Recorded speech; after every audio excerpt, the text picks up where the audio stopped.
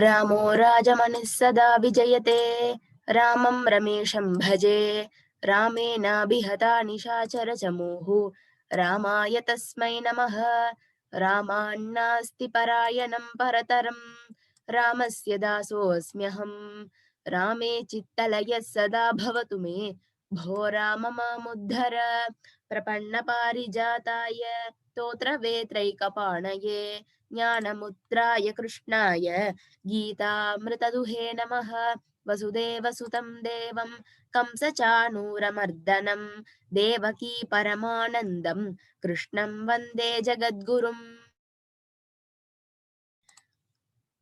सर्वेश व्यवसायात्मिका बुद्धिः व्यवसायात्मिका बुद्धिः व्यवसायात्मिका बुद्धिः बुद्धिः बुद्धिः एकेह कुरु नन्दन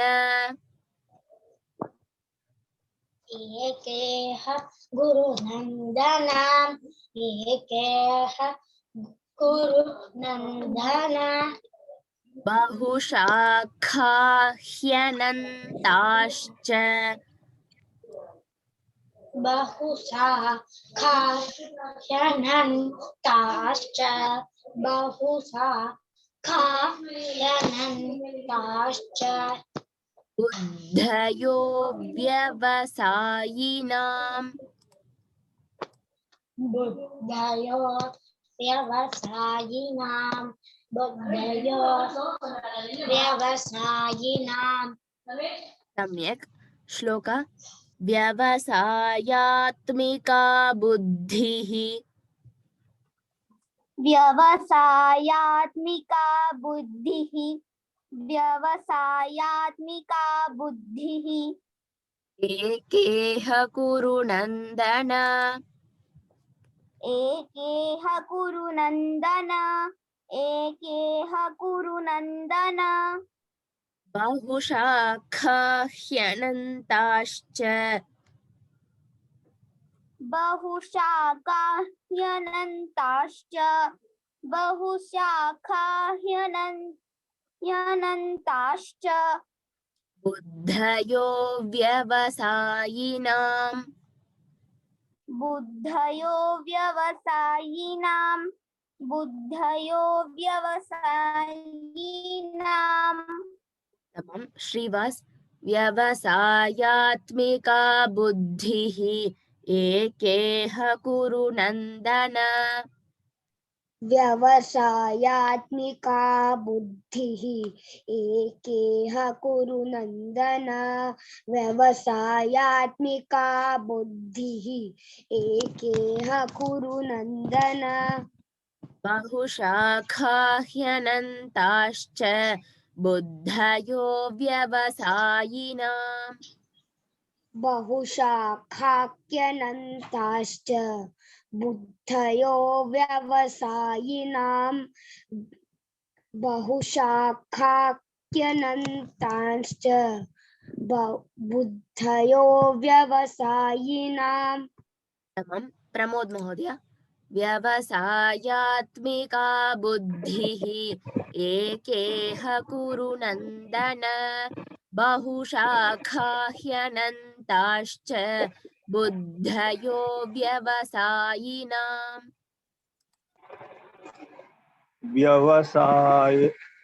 व्यवसायात्मिका बुद्धिः एके कुरु नन्दन बहुशाखायनन्ताश्च बुद्धयो व्यवसायिनाम् महोदय बहुशाखा बहुशाखा that kha is a बहुशाखा mahaprana. बहुशाखा It's not bahushaka, it is bahushakha. बहुशाखा अस्तु मोहना भगिनी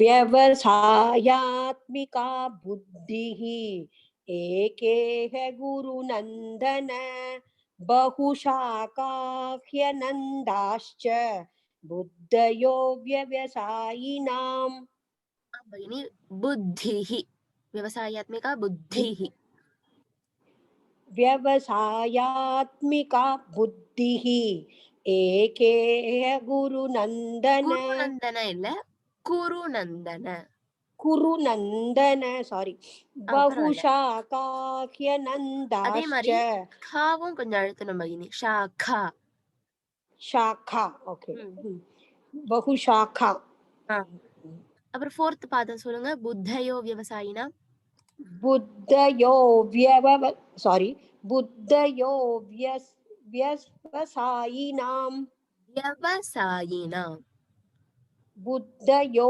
व्यवसायिनां அதே மாதிரி இந்த தாவும் கொஞ்சம் அழுத்தணும் புத்தயோ ओके थैंक यू बुद्धयो ओके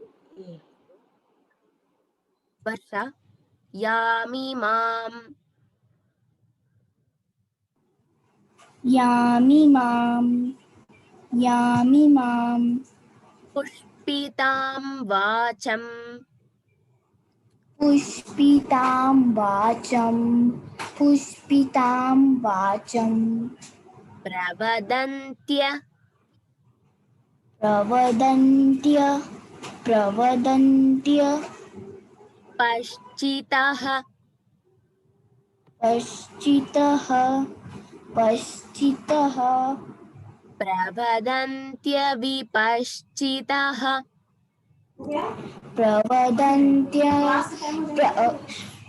प्रवदन्त्य विपश्चितः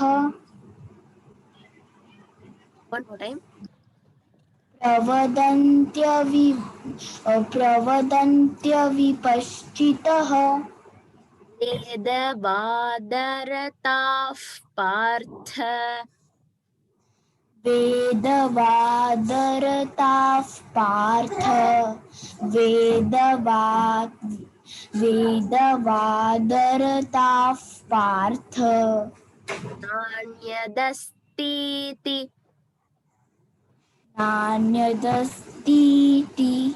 नान्यदस्तीति वादिनः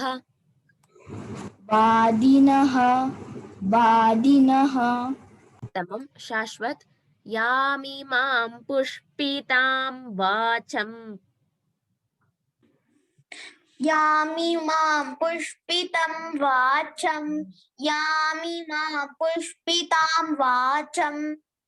प्रवदन्त्य विपश्चितः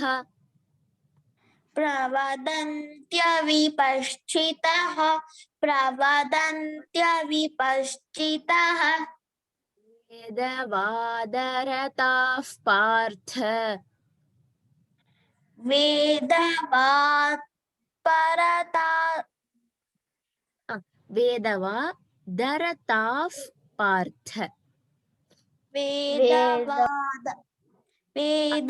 वेदवादरताः पार्थ वेदवादरताः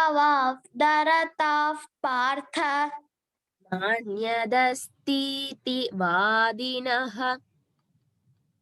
नान्यदस्तीति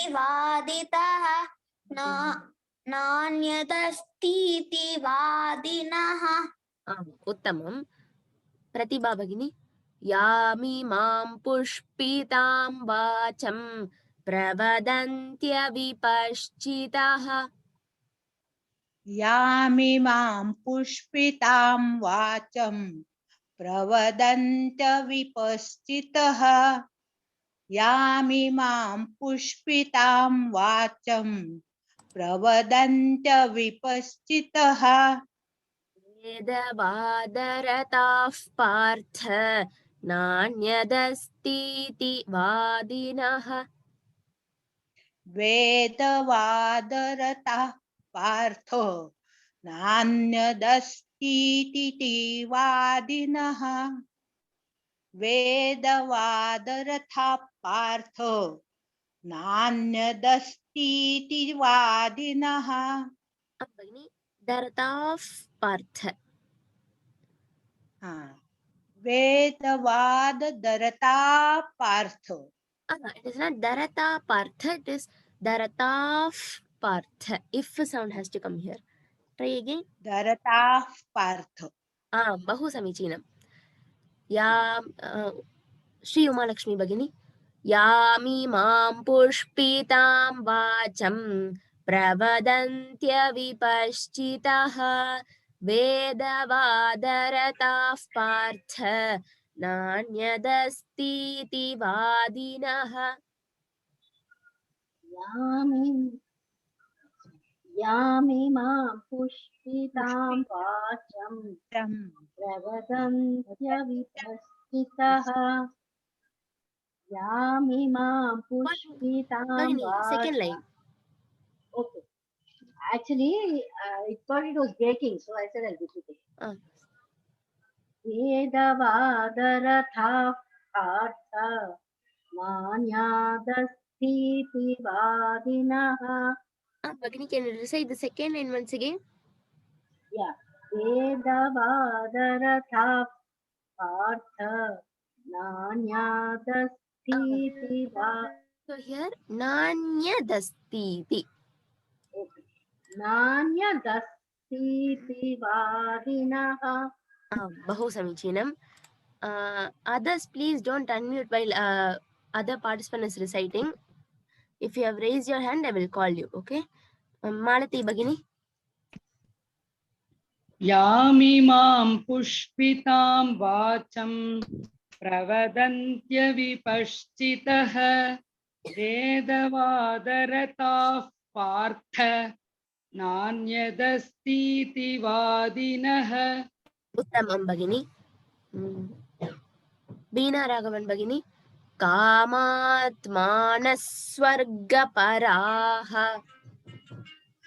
कामात्मानस्वर्गपराः कामात्मानस्वर्गपराः Paraha. पराः Janma karma. जन्म कर्म Phalapradam. फलप्रदां Kriya Vishesha. क्रियाविशेष Bahulam. बहुलां Bhogaishwaryagatim prati. भोगैश्वर्य Shwarya. गतिं श्वर्य Hmm. भोगैश्वर्य गतिं प्रति भोगैश्वर्य गतिं प्रति Bhagini, it is not Sharvya, it is Shwarya. Try again. श्वर्य Uttamam. भोगैश्वर्य It is Shwarya. श्वर्य Bhogaishwarya. भोगैश्वर्य Bahu Samichinam Bhagini. Uttamam. One thing to note here is that here Phala Pradam. This is for everyone. Janma Karma Phala Pradam. It is not for. No, it is not for Bhagini. You said it correctly when you were reciting. I'm just saying this to everybody. Okay? Janma Karma Phala Pradam. So normal pa when we say here Prati, Pradam. So here Paraha. That pa we have to stress a little bit. That is the pronunciation for pa in Sanskrit.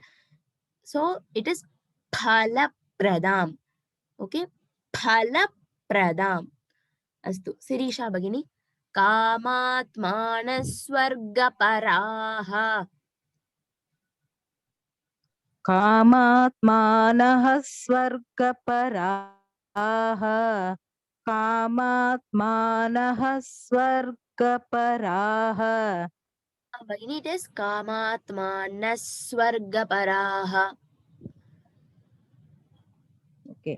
कामात्मानः स्वर्गपराः कामात्मानः स्वर्गपराः जन्म कर्म फलप्रदाम्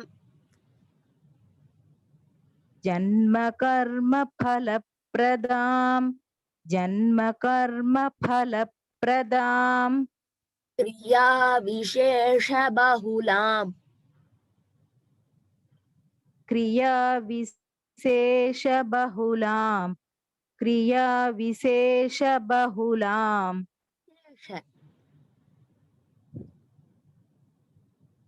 विशेष hello भगिनी क्रिया विशेष विशेष क्रिया विशेष கிடையாது विशेष विशेष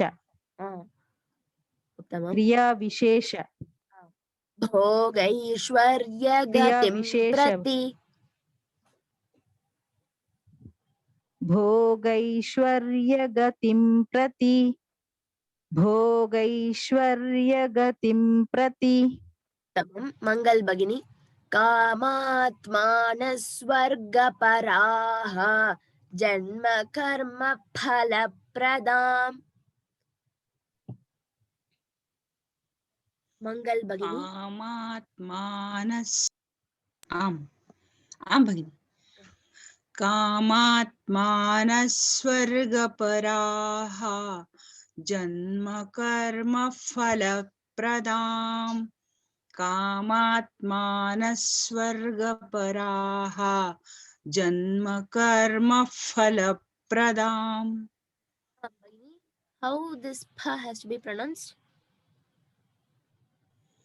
फ जन्म कर्म फलप्रदाम् या विशेष बहुलाम् भोगैश्वर्य गतिं प्रति क्रिया विशेष बहुलाम् भोगैश्वर्य गतिं प्रति क्रिया विशेष बहुलाम् भोगैश्वर्य गतिं प्रति भक्ति कामात्मानः स्वर्गपराः जन्म कर्म फलप्रदाम् क्रिया विशेष बहुलाम् भोगैश्वर्य गतिं प्रति कामात्मानः स्वर्गपराः जन्म कर्म फलप्रदाम् क्रिया विशेष बहुलाम् भोगैश्वर्य गतिं प्रति सुजाता भगिनी कामात्मानः स्वर्गपराः जन्म कर्म फलप्रदाम् क्रिया विशेष बहुलाम् भोगैश्वर्य गतिं प्रति नीलवेणी भगिनी भोगैश्वर्य हेलो आं भगिनी वदतु कामान् अर्थश्लोकं पूर्णं भगिनी भोगैश्वर्य भोगैश्वर्य भोगैश्वर्य भोगैश्वर्य भोगैश्वर्य भगिनी भोगैश्वर्य प्रसक्तानां प्रसक्तानां प्रसक्तानां प्रसक्तानां प्रसक्तानां प्रसक्तानां प्रसक्तानां प्रसक्तानां प्रसक्तानां प्रसक्तानां இல்ல ச பிரசக்தானாம் प्रसक्तानां प्रसक्तानां तयापहृत तयापहृत तयापहृत चेतसां सेदशां सेदशां चेतसां सेतसां सेतसां सा इल्ल भगिनी सा चेतसां सेदशां सेदशां व्यवसायात्मिका बुद्धिः व्यवसायात्मिका बुद्धिः व्यवसायात्मिका बुद्धिः समाधौ न विधीयते समाधौ न विधीयते समाधौ न विधीयते विधीयते समाधौ न विधीयते समाधौ न विधीयते विधीयते விதியத்தே கொஞ்சம் சர்ச்சோட டிஃபரன்ஸ் மட்டும் கொஞ்சம் பாத்துக்கோங்க பகினி கொஞ்சம் பிராக்டிஸ் பண்ணுங்க வினோத் மहोदया भोगैश्वर्य प्रसक्तानां स्वागतम् भोगैश्वर्य प्रसक्तानां भोगैश्वर्य प्रसक्तानां तयापहृत चेतसां तया प्रहृत चेतसां तया प्रहृत चेतसां तयापहृत चेतसां तया प्रहृत चेतसां no महोदय it is not प्रहृत it is पहृत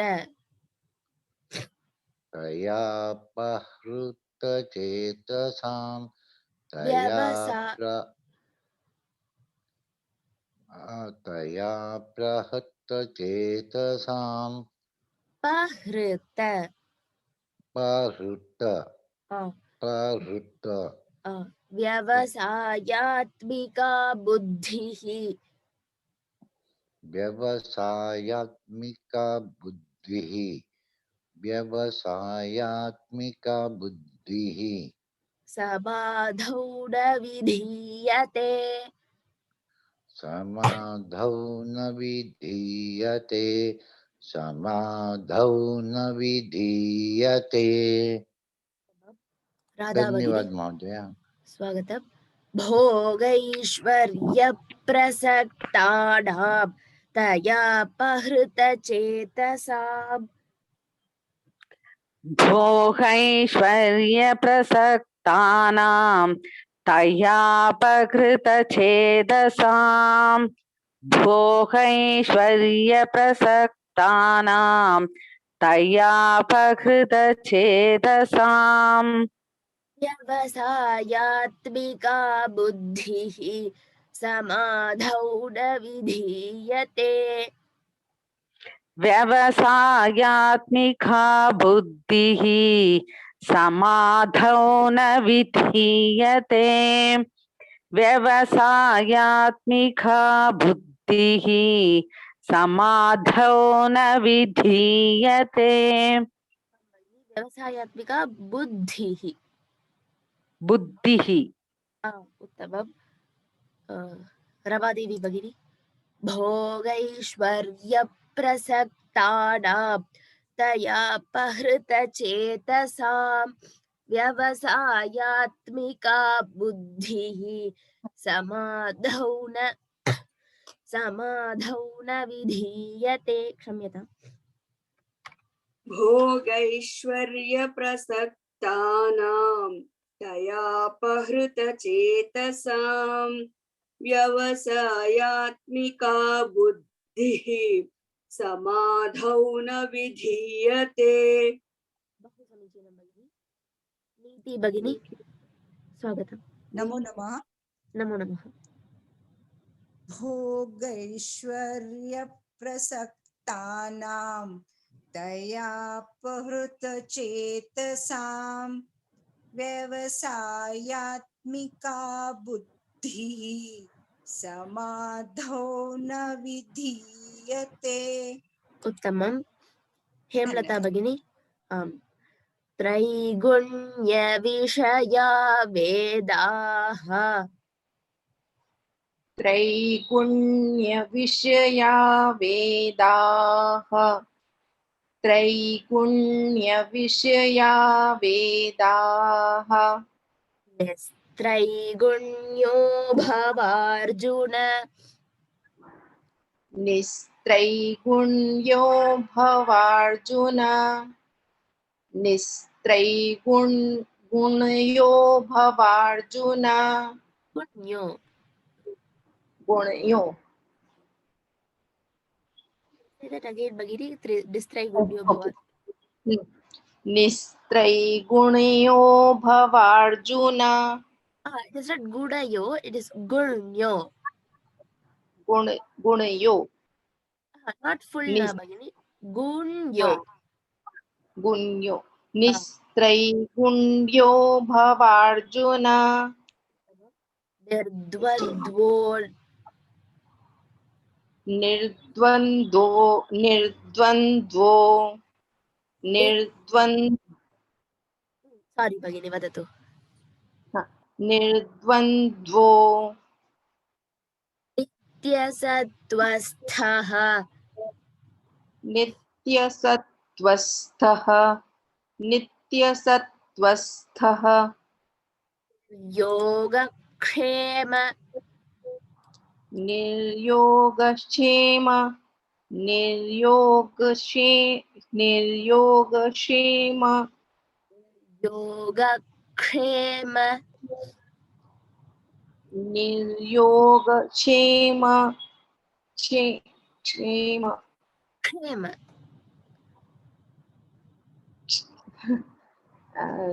It's okay क्षेम भगिनी क्षेम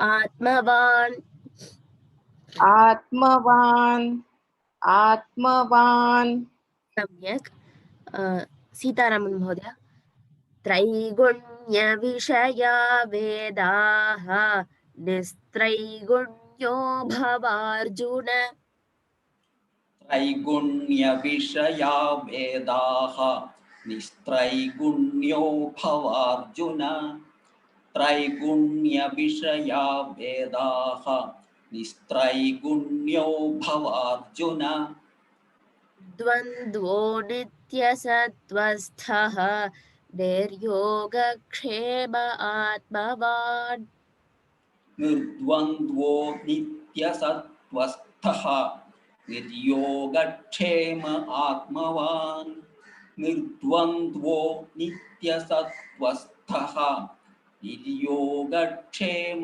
आत्मवान् மோதியா நீங்க வந்து கட்சேமன் சொல்றேன் அது 8 பிளஸ் க்ஷேமரி சொல்றேன் அது வந்து இக்கு பிளஸ் ஷேமரி சொல்லுவோம் கக்ஷேம निर्योगक्षेम आत्मवान् இன்னொரு வாட்டி சொல்றேலா निर्द्वन्द्वो नित्यसत्त्वस्थः निर्योगक्षेम आत्मवान् எனக்கு ஒழுங்கா கேட்கல மகோதயா அதனால நீங்க கரெக்டா தான் சொல்றேன்னு நினைக்கிறேன் கக்ஷேம கரெக்ட் தான் निर्योगक्षेम आम् उत्तमम् आम् स्वागतं दिलीप महोदय त्रैगुण्यविषया वेदाः निस्त्रैगुण्यो भवार्जुन निर्द्वन्द्वो नित्यसत्त्वस्थः निर्योगक्षेम आत्मवान् त्रैगुण्यविषया वेदाः निस्त्रैगुण्यो भवार्जुन निर्द्वन्द्वो नित्यसत्त्वस्थः निर्योगक्षेम आत्मवान् तमाम डूपूर भगिनी धन्यवाद स्वागतम् आम् आम् त्रैगुण्यविषया वेदाः निस्त्रैगुण्यो भवार्जुन निर्द्वन्द्वो नित्यसत्वत्सः निर्योगक्षेम आत्मवान्. Vishaya in the first line. Traigudya Vishaya Vedaha. Okay. Traigunya Vishaya Vedaha. No, it is not Vishaya, it is Vishaya. Okay. Traigunya Vishaya Vedaha. And the second line, Nitya Sattvasthaha. Nityasattvasthaha. Uttamam. Nityasattvasthaha. And here Niryoga Kshema. Niryoga Kshemaha. Niryoga She. Okay. Visarga is not there. Niryoga Kshem. Niryoga Kshem. It is not Niryog Kshem, it is Niryoga Kshema. Niryoga Kshema. Niryoga Kshema. Kshema. Uttamam. Astu Dhanyawad. Yadaksharapadabrashtamatra yad tatsarvam kshamyatam devadana visarga bindu matradi padapadaksharaadi cha dyudadi chatiriktaadi kshavasva purushottama adyatha sharanam nasti tvameva sharanam mama tasmat karunya bhavena raksha rakshita Ram Ram Ram Pudarbilabha.